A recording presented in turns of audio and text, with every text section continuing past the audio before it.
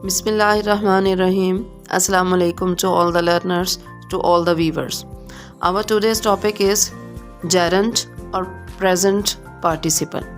हमारे MCQs paper में ये मोस्ट इम्पोर्टेंट पार्ट होता है. लाजमी नहीं कि हमारी क्लासेस में ही हो, बल्कि ये डिफरेंट जो NTS टाइप टेस्ट होते हैं उनमें भी ये मौजूद होता है.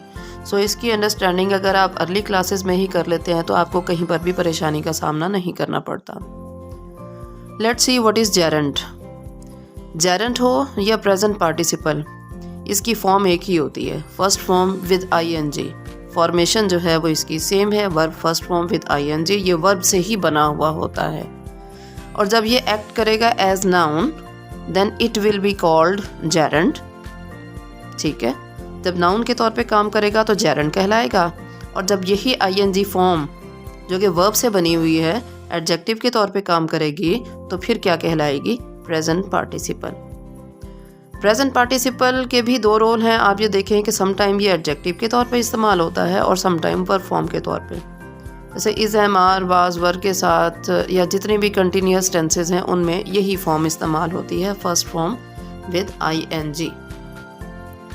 Now let's see different examples so that we can make a difference when it is gerund and when it is present participle.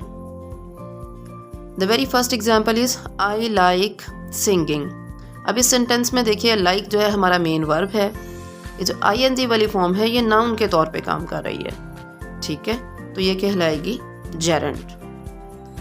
Nightingale is a singing bird. इस एग्जाम्पल में आप देखेंगे कि सिंगिंग जो है वो क्वालिफाई कर रहा है नाउन बर्ड को. बर्ड क्या है? नाउन. इसको क्वालिफाई कर रहा है ना, इसके बारे में बता रहा है कि वो सिंगिंग है. तो इट मीन्स कि यहाँ पर ये एडजेक्टिव का काम दे रहा है और प्रेजेंट पार्टिसिपल कहलाएगा. याद रखिएगा, जब भी ING फॉर्म के बाद कोई लिविंग ऑब्जेक्ट है, लिविंग नाउन है, ठीक है, तो फिर ये प्रेजेंट पार्टिसिपल का काम देगा. अगर नॉन लिविंग होगा तो जेरेंट का काम देगा. ठीक है, बर्ड लिविंग है so it is present participle.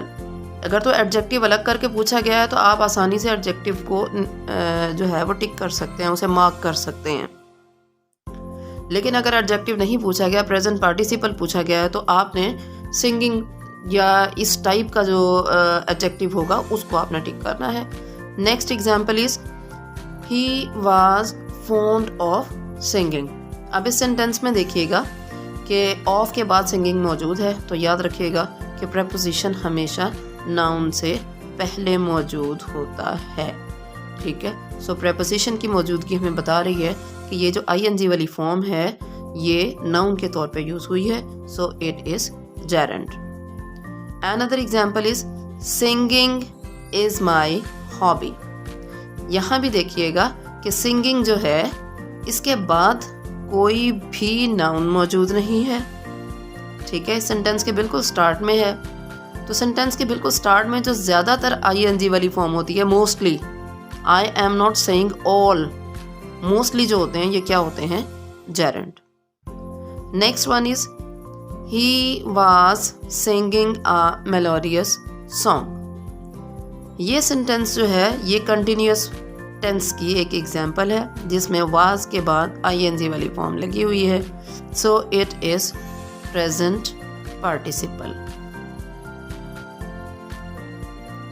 Another example is a singing room is built here. इस एग्जाम्पल को आप फोकस करिएगा, इसे समझिएगा. ठीक है, अब आप ये देखें सिंगिंग, इसके बाद रूम मौजूद है. रूम का मतलब है कि ये नाउन है. ठीक है, रूम आपको अंडरस्टैंड करते हैं कि नाउन है, मतलब कि नाउन से पहले ये मौजूद होगा तो ये एडजेक्टिव के तौर पे काम करेगा. ठीक है, होना तो यही चाहिए. लेकिन याद रखिएगा कि इंग्लिश लैंग्वेज का रूल यही है कि जब भी नॉन लिविंग ऑब्जेक्ट को डिस्क्राइब करेगा तो ये जेरेंट होगा, और ये जो ING वाली फॉर्म और नॉन लिविंग नाउन जो है ये मिलकर कंपाउंड नाउन बनाएंगे. सो सिंगिंग यहाँ पर जेरेंट है. अगर यहाँ पर लिविंग थिंग होती, कोई जानदार चीज़ होती, तो फिर ये क्या होता? Present participle. ये नाउन जो है हमारा ये नॉन लिविंग है, so it is gerund here. Another example is he has been singing for 2 hours। सो यहाँ पर सिंगिंग जो है, अब ये देखिए इससे पहले हेल्पिंग वर्ब मौजूद है।